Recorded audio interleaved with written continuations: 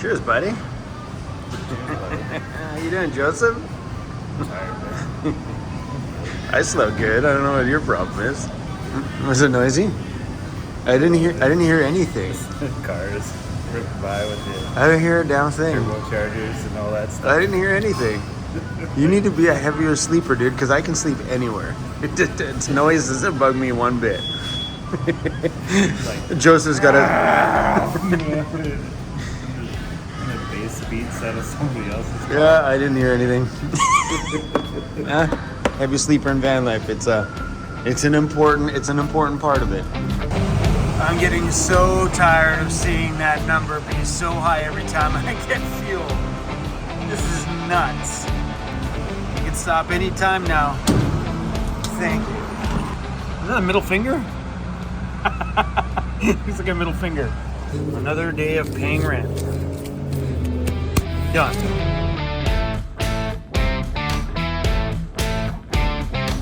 Super excited for one project that I have in my shop today. The other thing on my agenda I'm not too excited about. The outcome will be satisfying, but I need to clean this for sure. I'm not gonna film it. Look how nasty this is.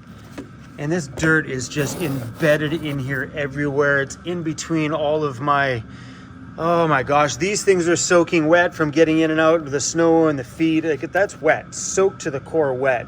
So we're gonna leave these in front of the heater today.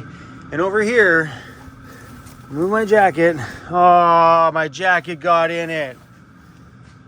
That, my friends, is cinnamon. Over here on the floor, this is all cinnamon. You remember the other day when we made those apple cinnamon things on the cast iron? Yeah, my cinnamon bag went everywhere. But today will be the deep clean day because these seats are coming out of here, which means I'm gonna get the chance to get in on all that floor, clean out all the dog hair. It's the first time in a while we get the chance to get underneath here and give the van a super good cleaning. That's where I keep one of my fire extinguishers. I actually have two of them in my vehicle. These floors are just nasty.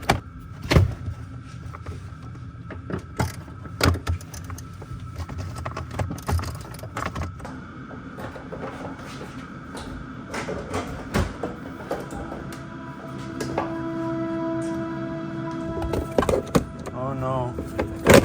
Oh, that's not a good sign.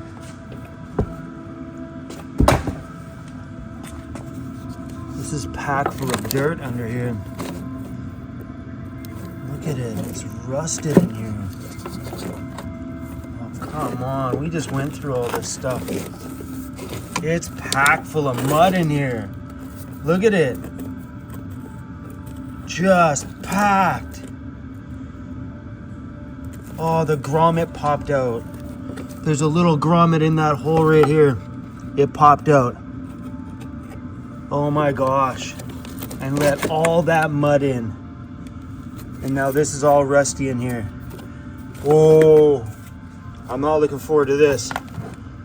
No.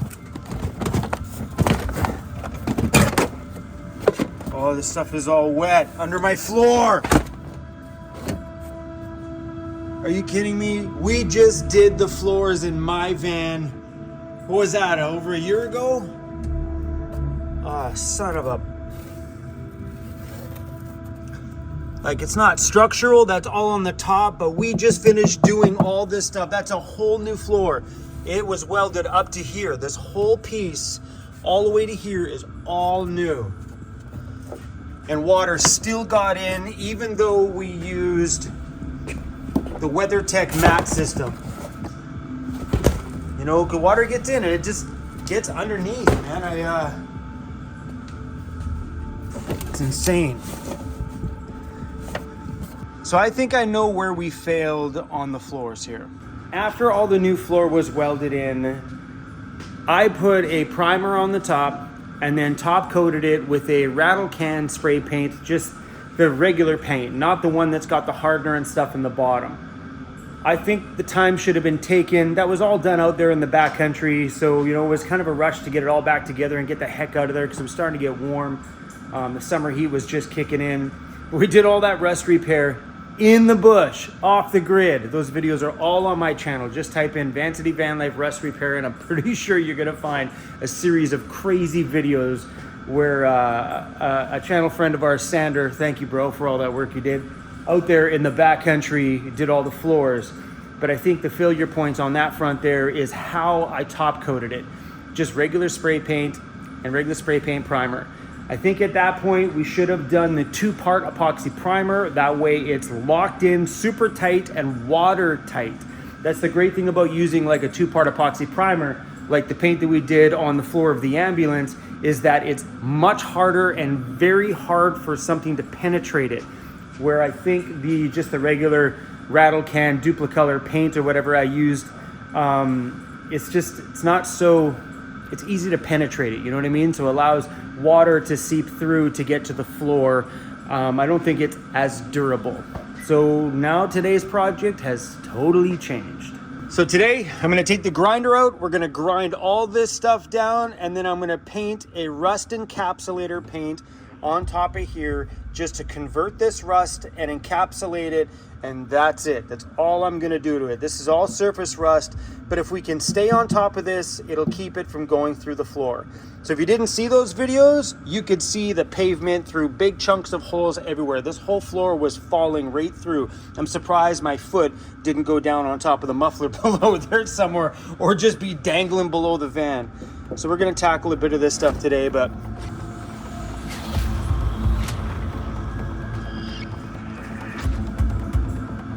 let's do it, baby. Grinder, disc is ready to go. Just gonna give this a scuff and that's it.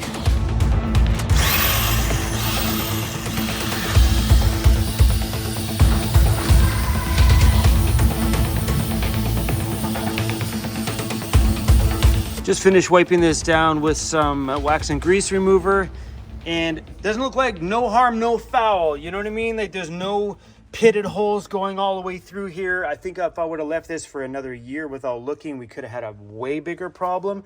But yeah, I scuffed off all the surface here.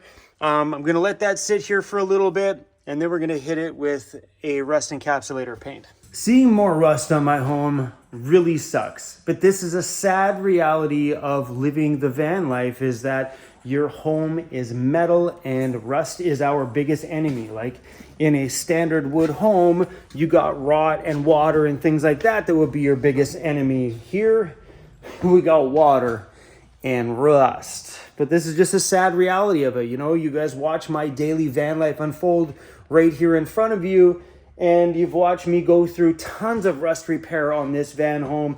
And now today, we're back at it. So the product that I'm using is Eastwood Rust Encapsulator Platinum. I did a pile of research when it comes to rust encapsulator paints when it came to finding the right products for the ambulance. So what a rust encapsulator is it encapsulates rust. The paint hits the rust, it converts the rust so the rust is no longer active, and then seals it all in with a good top coat surface. In a scenario like this, you don't need to paint a top coat over it. You can, but in this one here, we're just gonna paint the rust encapsulator on. And the reason why I chose this product for doing the ambulance and not choose like a product you hear about a lot, which is POR 15, is because POR 15 is very, very finicky. We did it on the rear differential of this van here, and it peeled right off. It's very finicky. It's a very finicky product, and not as forgiving as something like this one. So here on the floor where we have little pieces of paint, where we're gonna end up painting over here a little bit, POR 15 you can't get on paint because it'll never dry on paint. POR 15 has to be on metal or metal rusted surface with no paint on it whatsoever. With this one here, as long as the paint itself is sanded down with a 320 or a 220 sandpaper, this stuff will stick to paint without peeling the paint up. So anyway, guys, let's put a pretty coat of paint on there.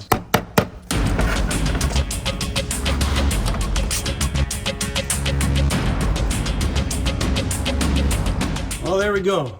One fresh coat of rust encapsulator paint, only one coat needed. That's it. I got down there on the step there as well. Now we just got a very long wait. All right, this is the job we set out to do, is to fix these seat covers. So this side's already been unsnapped off. The last time I did this, I was in the backcountry. Sure is nice to have the luxury of a shop though, let me tell you. Doing this in the bush, I mean, I got the job done, but you know. So the bottom of the seat here normally has like a spring system on here, and this one doesn't have it. So the spring system is what's going to keep me in my seat, you know? There is none in the seat itself. You know, I never noticed that before. And I put this thing together last time. Okay, I forgot to hit record. Go figure. Story of my life. So on the bottom of the seat, there's normally a spring system here that holds your butt from coming through the foam. And as you can tell, well, it's all torn up and ripped up. I never noticed this before, but it's missing the spring. So my butt went right through it. So we just tied some wire through the original spring system where the mesh would have been. Well, let's see if that keeps my butt better in there.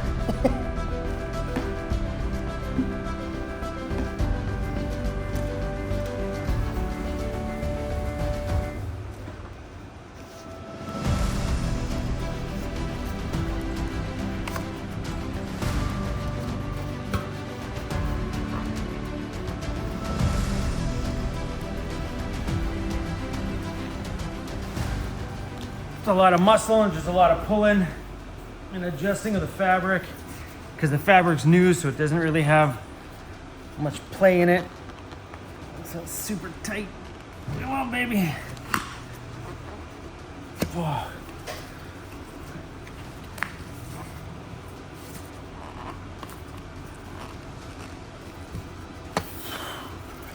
Oh yeah, baby. So these are not just your usual seat covers.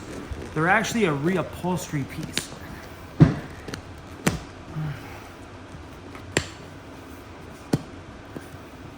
Are you ready? Oh, heck yes. Look how good that looks. I'll say one thing about this company. They make a product that fits like it was right from the factory. I just think I abuse them way too much for what they can handle. This is a good looking seat. Oh, I got paint on my lip. Right here, top and bottom. I put it on the paintbrush. Let's try to scrub it off. Ooh, that hurts. So I want to thank Lauren for leaving this tool here at my shop. I think I'm actually going to go buy one. These things are incredible. It just makes taking out bolts and stuff super easy.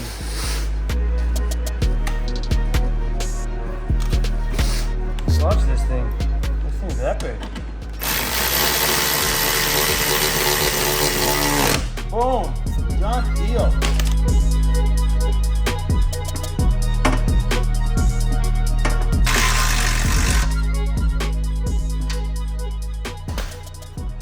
All right, how we doing? Check that out. One seat, all done. Let's see if that spring feels any better. Oh my gosh.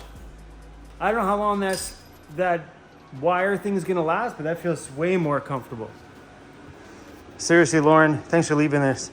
So it's cool, this tool. How it works is you use it as like a regular wrench until you get it loose, and then this takes it the rest of the way. The passenger seat has that spring system. What I should have actually done is I should have taken it out of here and put it in the driver's seat because I don't sit in the passenger seat. Yeah. If you guys are wondering the name of the company that makes these, screenshot this information. They're called Texan Auto Seat Cover. Now, build quality looks good. It's just the durability part, I am not sure of. And I didn't know what else to do. Like, what do you do? Like, put another seat cover over the top? My dog doesn't like real seat covers. He picks at them and rips them off. So doing this way just seemed to be like the best way. That's another $100 that you hopefully last me a few more years. This one's Cruzy's seat. Gonna get the holes in here. Cruise has like destroyed this thing.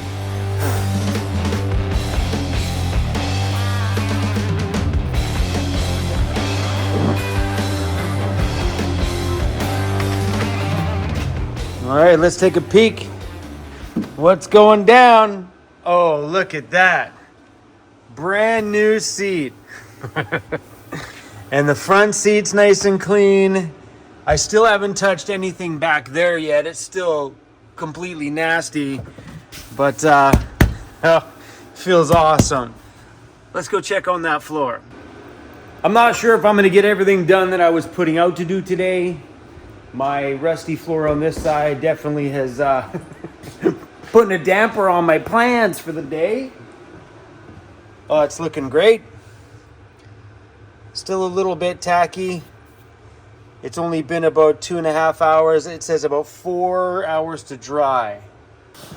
So now we know running these WeatherTech mats are not the 100% answer, because water's clearly getting on the floor. You know, I could probably take better care of really monitoring my water, because as you guys can tell today, I sometimes just get caught up with adventuring and forget about my driver's floor. I may vacuum it out a little bit, but I think I might need to take some more time with my home, including the ambulance, and take a better look at that floor on a regular basis. It's super easy. You just got to lift this thing up. It sits on the side. You got to lift this up, pull this out, pull the carpeting up, and look underneath. Take this lesson from me, my friends.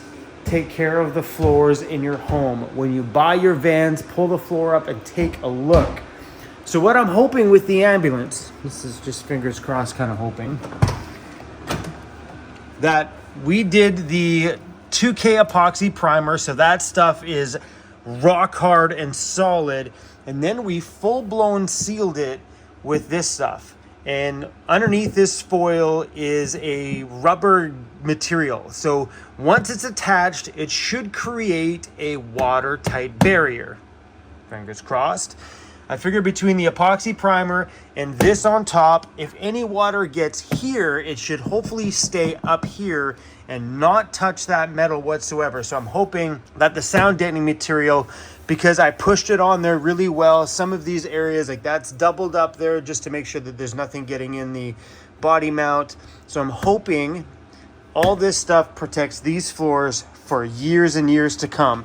And I don't pull up this floor and, well, I guess I won't be able to see past here.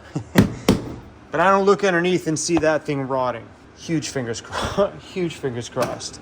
That is super satisfying. I started to tidy up back here. I got the mats over there drying up. This will get done tomorrow. It was a big day today. Way bigger than I thought it was gonna be. You see how wet it is on this side, just soaked. So this has been pointing at the heater. Oh yeah. Still a little bit wet. Floor feels pretty dry. Oh, it's a little bit sticky there. So yeah, guys, we're gonna have to sleep in the shop tonight. Let that thing fully cure up overnight before we start putting the floor and stuff back in. And I still got that stuff on my lip. You see it?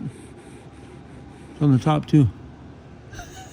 It's in these moments that I am super thankful that I have an incredible shop space here, that I can do these things to my home. I can rip the seats out, leave them out here. I can repair damaged stuff on my floors and not have to worry about paying for a shop to do this work, especially at this time of year where it's rain.